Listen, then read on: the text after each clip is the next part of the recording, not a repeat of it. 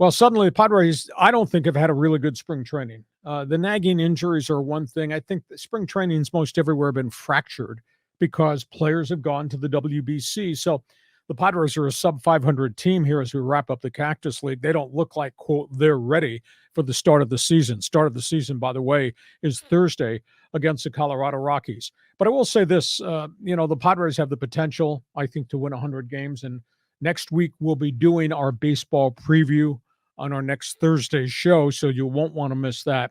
But, as we start, I guess good news about Juan Soto so far. The oblique injury seems less serious than first feared. Maybe he sits out this last week of the Cactus League.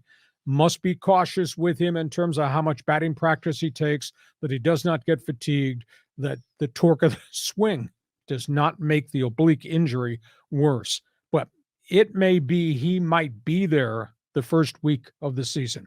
Joe Musgrove was throwing to batters, not swinging, but just throwing off a full mound to batters just to continue to test the toe. However, I'm very cautious about Musgrove. I would sit him for a start, maybe 2 starts, because when he goes on the mound, it's going to have to be max effort, not lobs to home plate.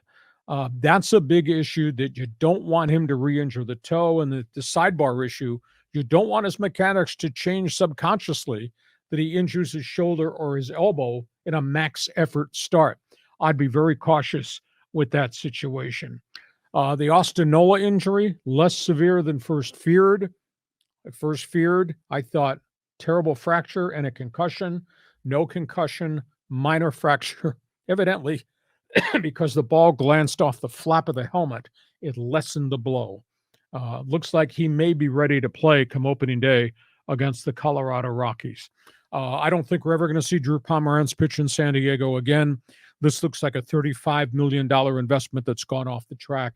All the rehab that this left-handed reliever has done, and now he's shut down again this past week with more inflammation in the back of the elbow. He's had nothing but injuries. He was injured when they traded for him the first time. I think he was injured when he came back the second time. Yeah, Pomeranz had a flashy group of outings before he broke down again, and he always broke down. It's a big issue. He'll be on the disabled list to start the season. I don't know whether he's going to pitch. We go through all this rehab, and then you have another setback, like Craig Stammen went through all that rehab after the plasma platelet injection. He had the setback, and he tore his capsule.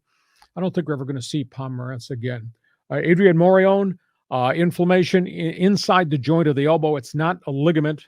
That's important, but he's going to be in a shutdown mode for a while, and I don't know whether or not they give him cortisone or whether he has plasma platelet injection.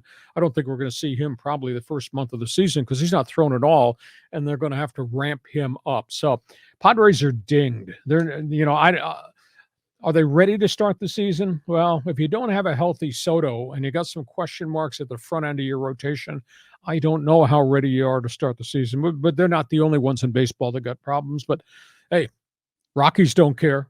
Schedule makers don't care. Opening day next Thursday, Petco Park against Colorado. Yeah, I mean, it's interesting to see this go down, but it's nice to hear that the Soto, Nola, and Musgrove injuries are not as severe as that they were, the worst case scenario was. But, one guy that's not on the list is Tatis. I mean, so he's coming back from his injuries. Do you know he's 10 for his last 17 in spring training? I mean, the guy's killing it. Well, he is right now, and that's better than being 3 for 21. Mm-hmm. But it is spring training baseball. And when you start playing all these teams at the start of the season, those guys out on the mound are going to be doing max effort pitches. But it's good to see him swing. He's hitting with a little bit more power.